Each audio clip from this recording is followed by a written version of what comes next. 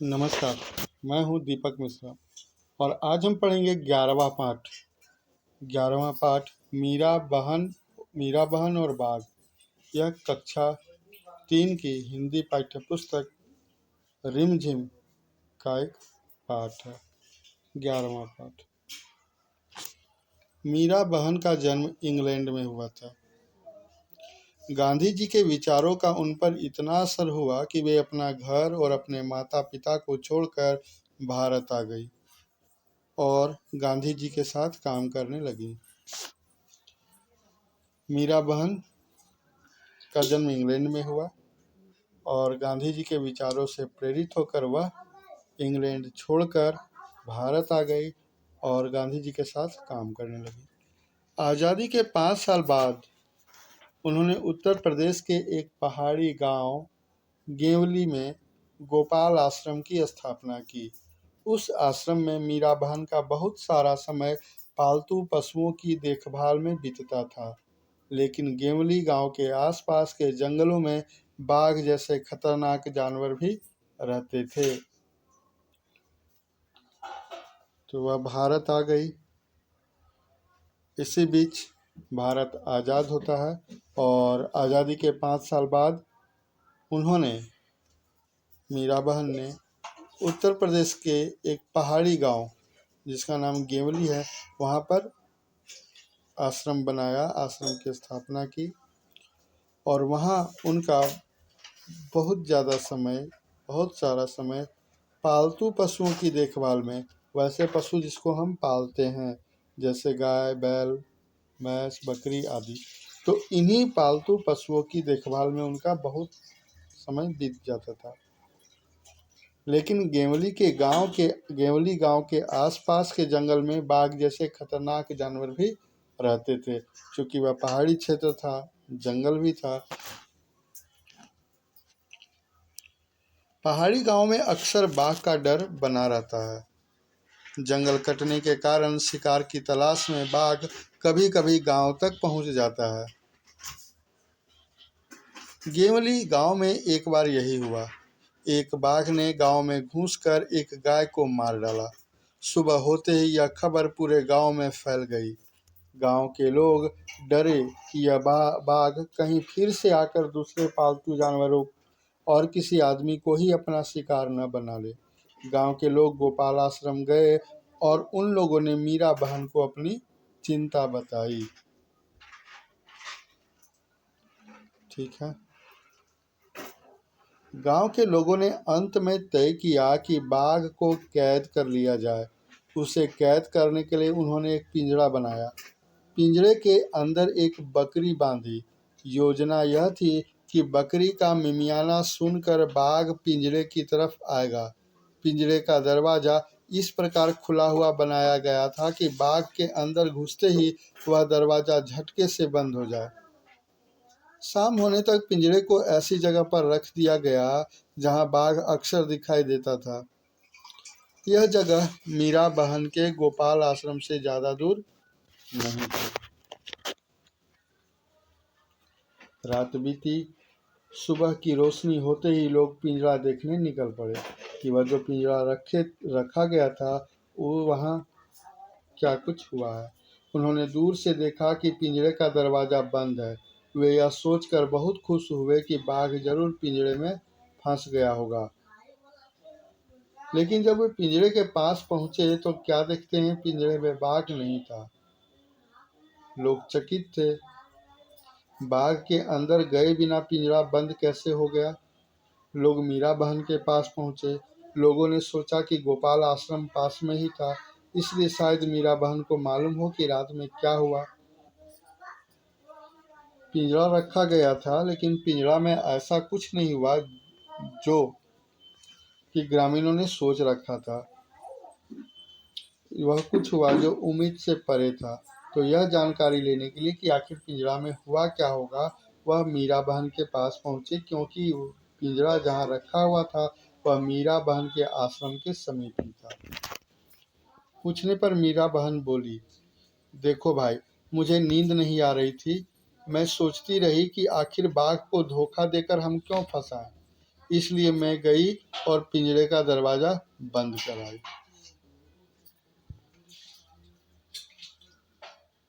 तो यह है कहानी।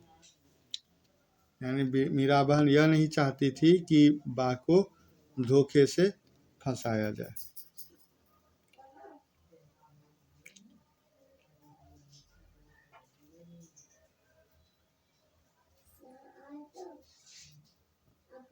कहानी में बाघ को खतरनाक जानवर बताया गया। नीचे दी गई सूची में सबसे खतरनाक चीज तुम्हारी समझ में क्या है और क्यों? चाकू, बिजली, टूटा हुआ कांच और आग। इन चीजों में से सबसे ज्यादा खतरनाक तुम्हें क्या लगता है? तो आप उत्तर लिख सकते हैं कि इन सभी चीजों में सबसे खतरनाक मुझे आग लगती है।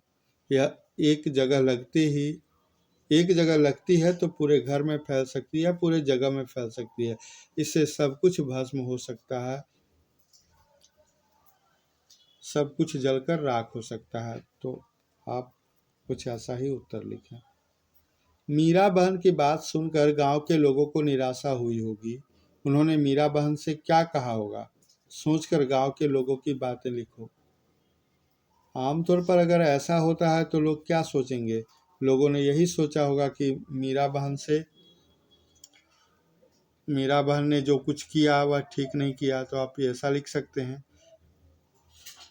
कि ग्रामीणों ने मीरा बहन से ये बात कही होगी, 1 नंबर देकर, कि किसी ने कहा होगा आपने ठीक नहीं किया, तो किसी ने कहा होगा कि ऐसे जानवर के लिए दया रखना मूर्खता है। किसी ने कहा होगा अगर यह बाघ इसी तरह और उपद्रव मचाता रहे तो आप क्या करेंगे?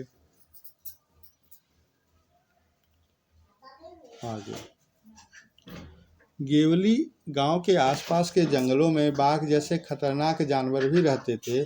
तुम्हारे हिसाब से नीचे लिखे जंतुओं में कौन कौन खतरनाक हो सकते हैं, उन पर गोला लगाओ। भैंस, चीता, बकरी, कुत्ता, बिल्ली, चूहा, सांप, बिच्छू, कछुआ, केंचुआ, तिलचट्टा, कबूतर और भालू। तो सबसे पहले तो चीता होगा। जब कोई चीता को नुकसान पहुंचाता है तो वह खतरनाक हो सकता है, या फिर अगर वह भूखा होगा तो खतरनाक होगा। क्योंकि नीचे लिखा है जिनके नाम पर तुमने गोला लगाया वे कब खतरनाक हो सकते हैं, तो चीता पर ही गोला लगेगा, आप लगाएंगे क्योंकि चीता खतरनाक है। दूसरा में आ गया सांप। तो सांप कब खतरनाक होगा? जब कोई चलते हुए उस पर अपना पैर रख दे। बिच्छू के साथ भी कुछ वैसा ही होगा।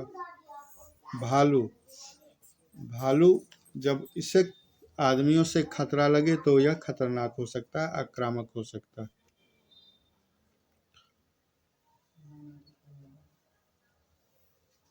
कछुआ, केंचुआ, तिलचट्टा हो सकता है क्योंकि अब विषाणु रोगाणु के वाहक हैं, इससे संक्रामक बीमारी हो सकती है। तो ये गंदगी में रहते हैं, यही कारण है कि ये संक्रामक रोग के वाहक हो सकते हैं। तो इस हिसाब से ये खतरनाक है।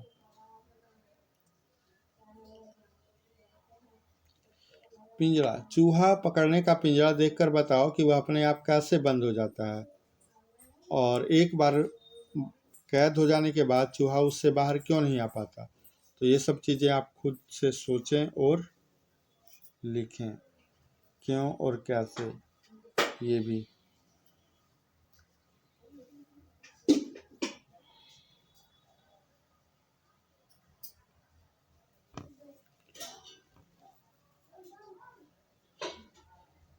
कौन क्या है?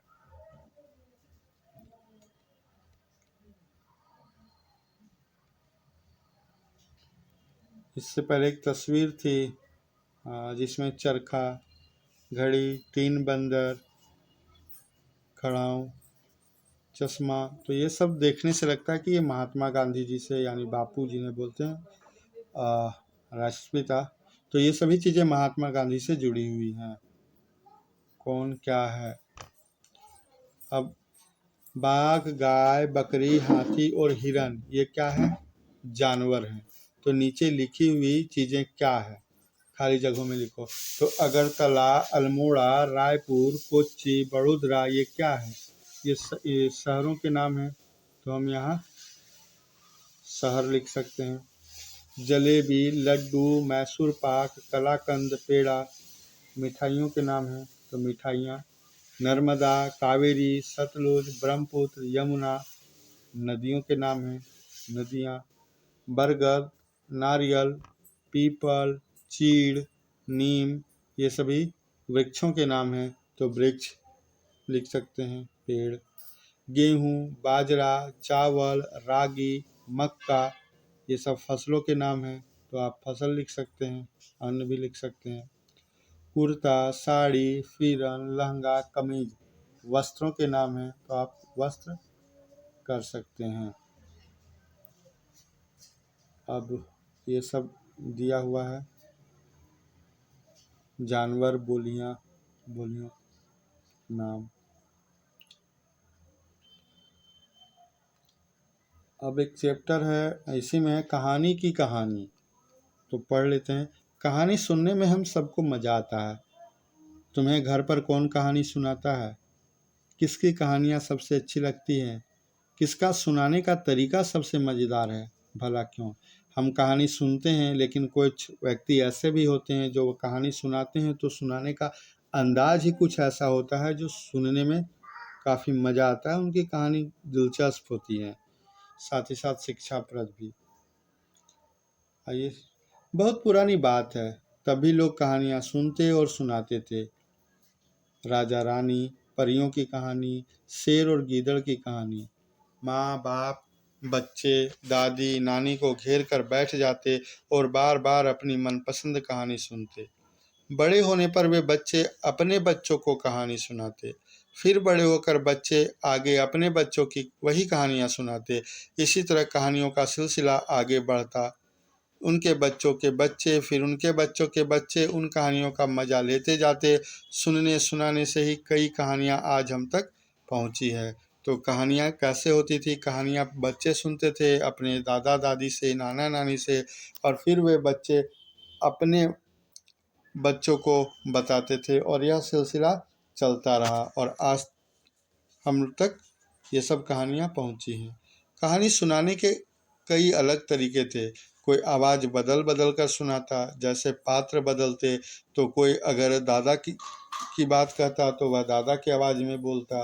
कोई बच्चे की बात करता, मतलब पात्र बच्चे कहानी में बच्चे का पात्र की बात कहता तो वह आवाज़ बदलता। कोई आंखें मटकाकर, कोई हाथ के इशारों से बात आगे बढ़ाता, कोई गाकर और कोई नाच कर भी कहानी को सजाता, पूरे भाव के साथ, हाव भाव के साथ।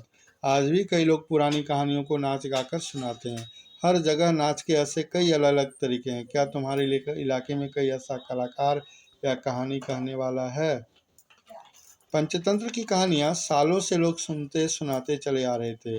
फिर लोगों ने सोचा क्यों न इनको लिख कर रख लें, इस तरह भूलेंगे नहीं और संभली भी रहेगी।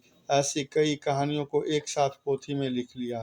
पोथी का नाम रखा पंचतंत्र।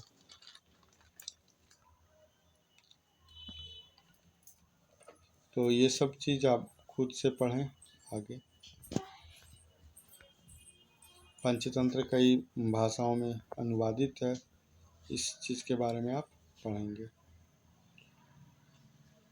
तो बस आज इतना ही। उम्मीद करता हूँ मेरा वीडियो पसंद आया होगा। वीडियो देखने के लिए बहुत बहुत धन्यवाद।